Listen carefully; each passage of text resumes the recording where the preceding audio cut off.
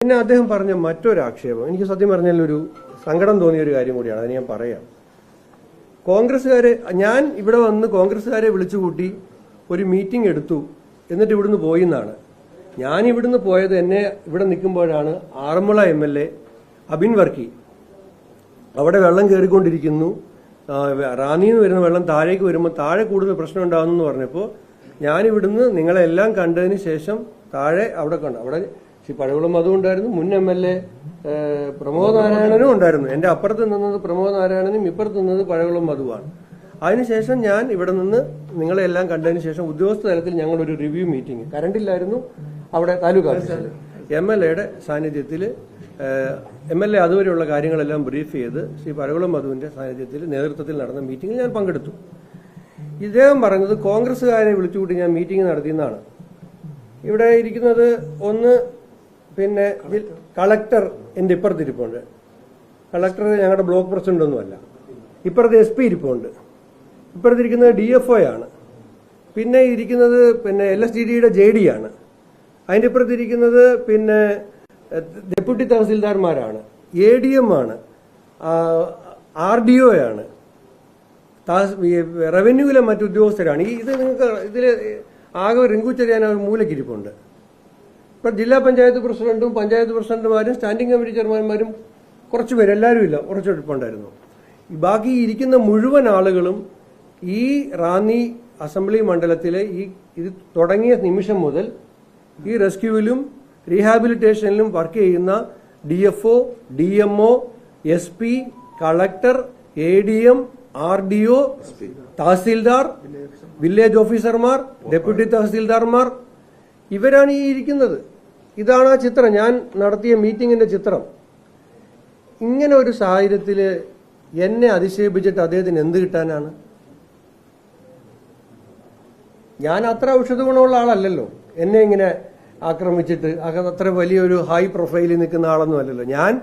എനിക്ക് പത്തനംതിട്ട ജില്ലയുടെ ചുമതലയുണ്ട്. ഇവിടെ വെള്ളം കയറിയെന്നുള്ള വിവരം കിട്ടിയ സമയത്ത് തിരുവനന്തപുരത്ത് എല്ലാ പരിപാടിയും റദ്ദ് ചെയ്ത് വന്ന് ആ സമയം മുതൽ ഈ സമയം വരെ ഈ എല്ലാ സ്ഥലത്തും പോയി റിലീഫ് ക്യാമ്പിലും സന്ദർശിച്ച് അവിടുത്തെ കാര്യങ്ങൾ വിലയിരുത്തി വെള്ളം കയറുന്ന സ്ഥലത്ത് പോയി ഉദ്യോഗസ്ഥന്മാരുടെ മീറ്റിംഗ് വിളിച്ച് നിൽക്കുന്ന ഒരാളാണ്. അപ്പൊ എന്നെ ഇങ്ങനെ അധിക്ഷേപിക്കുന്നതിൽ നിന്ന് എന്തിനാണ് വലിയ വലിയ ആളുകൾ ഇങ്ങനെയുള്ള അധിക്ഷേപങ്ങൾ പറഞ്ഞ് അവരുടെ വിശ്വാസ്യത കളയുന്നത്? ഇതല്ലേ മീറ്റിംഗ്? ഈ മീറ്റിംഗ് ഞാനിവിടെ കോൺഗ്രസിന്റെ മീറ്റിംഗ് വിളിച്ചിട്ട് ഇവിടുന്ന് പൊക്കളഞ്ഞു എന്ന് പറയുന്നത് ഒരിക്കലും ഇത്തരം ഘട്ടങ്ങളിൽ പറയാനേ പാടില്ലായിരുന്നു എന്നുള്ളതാണ്. ഞാനൊന്നും ഈ സമയത്ത് വിമർശനങ്ങളും ഉന്നയിക്കാൻ ഞാൻ തയ്യാറാകുന്നില്ല. പക്ഷേ വസ്തുതാവിരുദ്ധമായ കാര്യങ്ങൾ പറഞ്ഞിട്ടുണ്ട്. അതിപ്പോൾ എന്നോടൊപ്പം വ്യാപാരി വ്യവസായ ഏകോപന സമിതിയുടെ ആളുകൾ പറഞ്ഞു 10 ലക്ഷം രൂപ വ്യാപാരികൾക്ക് കൊടുത്തു എന്ന് പറഞ്ഞു. വ്യാപാരികൾ ചോദിക്കുകയാണ് അത് ആരാണ് കൊടുത്തത്, എന്നാണ് കൊടുത്തത്, ആർക്കാണ് കൊടുത്തതെന്ന്. ഇവിടുത്തെ ഒരു വ്യാപാരിക്കും 10 ലക്ഷം രൂപ നഷ്ടപരിഹാരം, 2 ലക്ഷം രൂപ എന്താണ് സബ്സിഡിയും കൊടുത്തു എന്ന് പറഞ്ഞു. ഇവിടെ റാന്നിയിലെ ഒരു വ്യാപാരിക്കും കിട്ടിയിട്ടില്ല. എന്തിനാണ് ഇങ്ങനെയൊക്കെ പറയുന്നത്? അതുകൊണ്ട് ഇത്തരം കാര്യം ഇന്ന് ഈ ഒരു രാത്രി കൂടി നമ്മളെ സംബന്ധിച്ചിടത്തോളം ആശങ്കയുടെ രാത്രിയാണ്. കാരണം ഡിസാസ്റ്റർ മാനേജ്മെന്റുകാർ വൈകുന്നേരം തന്ന അറിയിപ്പും മാലക്കരയിൽ ഒരു സെൻട്രൽ വാട്ടർ കമ്മീഷന്റെ ഒരു ഒരു മാപിനിയുണ്ട്, മാലക്കരയിലാണുള്ളത്. ആ മാപിനിയിൽ പമ്പയിലെ ജലനിരപ്പ് അതിതീവ്ര വെള്ളപ്പൊക്കമാണ് കാണിച്ചിരിക്കുന്നത്. അതിതീവ്ര വെള്ളപ്പൊക്കം കാണിച്ചിരിക്കുന്നതാണ് ഇപ്പോൾ അവിടെ സെൻട്രൽ വാട്ടർ കമ്മീഷന്റെ മാലക്കരയിലെ മാപിനി കാണും. അപ്പൊ ഈ സാഹചര്യത്തെ നമുക്കെല്ലാവർക്കും രാഷ്ട്രീയം മറന്ന് ഒരുമിച്ച് ജനങ്ങളുടെ ജീവനും സ്വത്തും സംരക്ഷിക്കാൻ വേണ്ടിയിട്ട് നേരിടേണ്ടതിന് പകരം ഈ ഘട്ടത്തിൽ ഇത്തരം ആക്ഷേപങ്ങളും ആരോപണങ്ങളും ഉന്നയിക്കുന്നത് പുനഃപരിശോധിക്കണമെന്നാണ് എന്റെ അഭിപ്രായം. ഞാനത് ഇത്രയും സൂചിപ്പിക്കുന്നത് മാത്രമേ ഉള്ളൂ.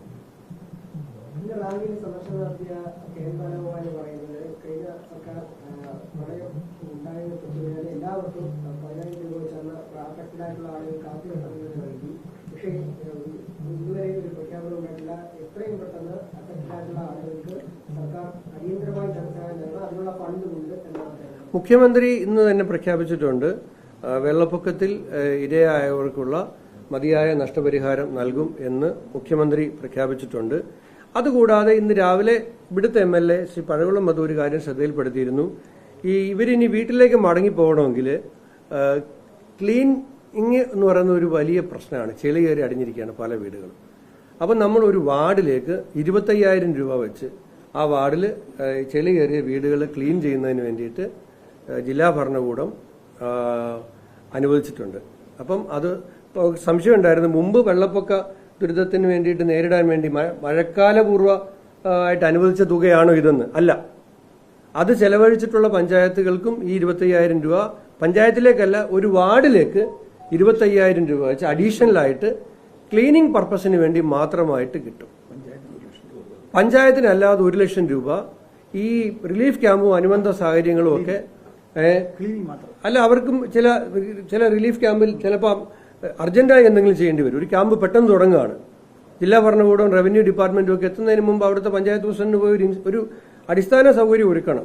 ആ കാര്യങ്ങൾക്കെല്ലാം വേണ്ടിയിട്ട് 1 ലക്ഷം രൂപ ആദ്യം കൊടുത്തിട്ടുണ്ട്. അതുകൂടാതെ ഒരു വാർഡിന് 25,000 രൂപ വെച്ച് ഇപ്പോൾ ഇന്ന് അനുവദിച്ചിട്ടുണ്ട്. അത് ഉപയോഗിച്ചുകൊണ്ട് ക്ലീനിങ് കാര്യങ്ങളെല്ലാം ചെയ്യാൻ പറ്റും. വെള്ളപ്പൊക്കത്തിനിരയായവർക്കുള്ള നഷ്ടപരിഹാരം ഉണ്ടാകുമെന്ന് CM പ്രഖ്യാപിച്ചിട്ടുണ്ട്. ക്യാബിനറ്റ് ചേരുമ്പോൾ അതിന്റെ തുക എത്രയാണെന്നുള്ളത് പറയും. അത് അടിയന്തര ക്യാബിനറ്റ് എന്ന് പറഞ്ഞാൽ 5-ാം തീയതിയാണ്, ഒരുപാട് മുമ്പൊന്നുമില്ല, നാളെ 3 ആണ്, 5-ാം തീയതി അത് സംബന്ധിച്ചിട്ടുള്ള തീരുമാനവും ഉണ്ടാകും. ഒരു ബഹുമാനപ്പെട്ട ജില്ലയുടെ ചുമതലയുള്ള മന്ത്രി ശ്രീ PC കൃഷ്ണനാണ്. അദ്ദേഹത്തെ ഇരുത്തിക്കൊണ്ടൊരു കാര്യം പറയല്ല. അദ്ദേഹം ഈ സംഭവം ഉണ്ടായ ആ മൊമെന്റ് മുതൽ ഈ കാര്യങ്ങളെല്ലാം ശ്രദ്ധിക്കുകയും ജില്ലയിൽ വരികയും ഒക്കെ ചെയ്ത് ജില്ലയിലെ റാന്നിയിൽ വന്ന് അദ്ദേഹം സത്യത്തിൽ ഞങ്ങൾ അദ്ദേഹത്തിന് പറഞ്ഞില്ല, എല്ലാ ഉദ്യോഗസ്ഥന്മാരെയും വിളിച്ച് വിലയിരുത്തണം. അദ്ദേഹം തന്നെ ഇങ്ങോട്ട് പറയുമായിരുന്നു, എനിക്ക് എന്റെ സ്ഥിതി അറിയണം എന്ന് പറഞ്ഞ് അദ്ദേഹം തന്നെ എല്ലാവരും എവിടെ ഇരിക്കുമെന്ന് ചോദിച്ചു. അപ്പോൾ മുൻ MLA കൂടി ഉണ്ട്. അപ്പോൾ ഞങ്ങൾ ആദ്യം ഒരു ബാങ്കിലേക്ക് കയറാൻ ശ്രമിച്ചു. ആ ബാങ്ക് അല്ല, തഹസിൽദാരുടെ റൂമിൽ ഇരിക്കാന്ന് പറഞ്ഞാണ് അങ്ങോട്ട് പോയത്. അവിടെ നിന്ന് എല്ലാം വിലയിരുത്തി ആ മീറ്റിംഗ് കൊണ്ട് വലിയ ഗുണമുണ്ടായി. കാരണം ആ മീറ്റിംഗിലാണ് നമ്മുടെ യഥാർത്ഥ വസ്തുതകളൊക്കെ ഫിഗറൊക്കെ നമുക്ക് കിട്ടിയത്. അത് വെച്ചാണ് പല നിർദ്ദേശങ്ങളും ബഹുമാനപ്പെട്ട മന്ത്രി അവിടെ വെച്ച് നൽകിയത്. അപ്പോൾ അതുകൊണ്ട് ആ മീറ്റിങ്ങിനെ ഒരു പാർട്ടി മീറ്റിംഗായി ആക്ഷേപിക്കുന്നത് ഒട്ടും ശരിയല്ല. ആ നിമിഷം മുതൽ മന്ത്രി ഇവിടെ തന്നെ നിൽക്കുന്നു. അദ്ദേഹത്തോട് പ്രത്യേകം നന്ദി റാന്നിക്കുണ്ട്. അദ്ദേഹം ഇതെല്ലാം കോർഡിനേറ്റ് ചെയ്യുന്നു. ഞങ്ങൾക്ക് ആവശ്യമായിട്ടുള്ള എല്ലാ സഹായം ഞാൻ തന്നെ അദ്ദേഹത്തെ എത്ര തവണയാണ് വിളിക്കുന്നത്, ഒരു മുഷുവും ഇല്ലാതെ അദ്ദേഹം എടുക്കുന്നു. ഇന്ന് തന്നെ റാന്നിക്ക് വേണ്ടി ഒരു ഓൺലൈൻ മീറ്റിംഗ് അദ്ദേഹം പങ്കെടുത്തു. ഇന്നൊരു ഓൺലൈൻ മീറ്റിംഗ് റാന്നിക്ക് വേണ്ടി മാത്രമായിട്ട് വിളിച്ചു. അതുകൂടാതെ എല്ലാ പഞ്ചായത്ത് സെക്രട്ടറിമാരുമായിട്ട് ഞാനും കളക്ടറും കൂടെ വേറൊരു ഓൺലൈൻ മീറ്റിംഗ് എടുത്തു. എല്ലാ തഹസീൽദാർമാരുമായിട്ട് 2:30 മണിക്ക് ഞങ്ങൾ കോഴഞ്ചേരി ഗസ്റ്റ് ഹൌസിൽ ഇരുന്നുകൊണ്ട് TVയിൽ ഇരുന്നുകൊണ്ട് 3 ഓൺലൈൻ മീറ്റിംഗ് ഇന്ന് എടുത്തു. കാരണം ഇവരെ എല്ലാവരും വിളിച്ചു വരുത്തി മീറ്റിംഗ് എടുത്താനുള്ള പ്രശ്നം, ഇവർ ഫീൽഡിൽ നിൽക്കുക. മന്ത്രിക്ക് മീറ്റിംഗ് എടുക്കണമെന്ന് പറഞ്ഞിട്ട് ജില്ലാ ഓഫീസർമാരെ എല്ലാം കൂടെ ഒരു സ്ഥലത്തേക്ക് വിളിച്ചാൽ ഇവർ ഈ റിലീഫ് ക്യാമ്പും കളഞ്ഞിട്ട് ഇവർ വരും. അതുകൊണ്ട് അവരോട് അതാത് സ്ഥലങ്ങളിൽ ഇരുന്ന് മീറ്റിംഗിൽ പങ്കെടുക്കാൻ മതി, എന്തെങ്കിലും ആവശ്യമുണ്ടെങ്കിൽ അതിൽ പറയണം എന്ന് പറഞ്ഞതിന്റെ അടിസ്ഥാനത്തിൽ റാന്നിക്ക് വേണ്ടി മാത്രം പ്രത്യേക ഒരു ഓൺലൈൻ മീറ്റിംഗും, ജില്ലയിലെ മൊത്തം പഞ്ചായത്ത് സെക്രട്ടറിമാരെയും പങ്കെടുപ്പിച്ചുകൊണ്ടുള്ള ഒരു ഓൺലൈൻ മീറ്റിംഗും, ജില്ലയിലെ മൊത്തം വില്ലേജ് ഓഫീസർമാരെ പങ്കെടുപ്പിച്ചുകൊണ്ട് ഒരു ഓൺലൈൻ മീറ്റിംഗ്, അതിനകത്ത് എല്ലാ താലൂക്ക് തഹസീൽദാർമാരെയും പങ്കെടുപ്പിച്ചുകൊണ്ട് ഇന്ന് തന്നെ ഇത്രയും മീറ്റിംഗുകൾ ഈ ജില്ലയിൽ നമ്മൾ നടത്തിയിട്ടുണ്ട്. അല്ല, ഓറഞ്ച് ബുക്കാണ് അത്. ഡിസാസ്റ്റർ മാനേജ്മെന്റ് പുറപ്പെടുവിക്കുന്ന ഒരു ഓറഞ്ച് ബുക്കാണ്. സർക്കാരുകൾ മാറിയാലും ഓറഞ്ച് ബുക്ക്, അതായത് റൂൾ കർവുള്ള ഡാമുകൾക്ക് ഒരു മാനദണ്ഡവും, റൂൾ കർവ് ഇല്ലാത്ത ഡാമാണ് മൂഴിയാർ.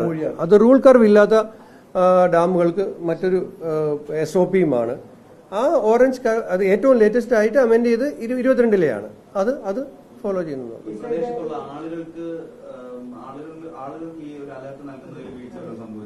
രാത്രിയാകുമ്പോഴുണ്ടാകുന്ന ഒരു ഇഷ്യൂ ആണിത്. ഇവർ രാത്രിയിലേ അറിയിക്കുള്ളൂ. കാരണം ഇവർക്കും എന്താണ് 190-നടുത്ത് എത്താറാകുന്നു എന്ന് അറിയുമ്പോൾ മാത്രമാണ് ഇത് പറ്റത്തുള്ളൂ. അപ്പൊ അവര് 190-നടുത്ത് എത്താറാകുമ്പോഴാണ് കളക്ടർക്ക് കൊടുക്കുന്നത്. അതുകൊണ്ടാണ് രാത്രി ആയാലും ഇത് രാവിലത്തേക്കാക്കാൻ പറ്റത്തില്ല. കാരണം ഇത് മറ്റേതാണെങ്കിൽ റൂൾ കർവ് ഉള്ളതാണെങ്കിലും ഈ സ്റ്റേബിലിറ്റി നോക്കി പറയുന്നതാണെങ്കിൽ യെല്ലോ, ഓറഞ്ച്, റെഡ് കഴിഞ്ഞിട്ടാണ് തുറക്കുന്നത്. ഇതൊരു കൊച്ചു ഡാമാണ്. പെട്ടെന്നൊരു മഴ, ഒരു അപ്രതീക്ഷിത മഴ രാത്രിയിൽ അധികമായി സംഭവിച്ചാൽ പെട്ടെന്ന് ഇത് നിറയും.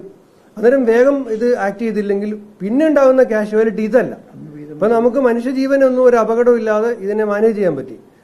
ഇത് ഇങ്ങനെ ചെയ്തില്ലെങ്കിൽ ഉണ്ടാകുന്ന അപകടം വളരെ വലുതാണ്. അതുകൊണ്ടാണ് ഈ ഡാമുകൾക്ക് വേണ്ടിയിട്ട് 2022-ലെ ഓറഞ്ച് ബുക്കിൽ തന്നെ ഈ ഡാം മാത്രമല്ല, ഈ പറഞ്ഞ നേരത്തെ ഞാൻ വായിച്ച പെരിങ്ങൽകുത്ത് പോലെയുള്ള 7-8 ഡാമുകൾക്ക്, റൂൾ കർവ് ബാധകമല്ലാത്ത ഡാമുകൾക്ക് ഇങ്ങനെ ഒരു അനുവാദം കൊടുത്തിട്ടുണ്ട്.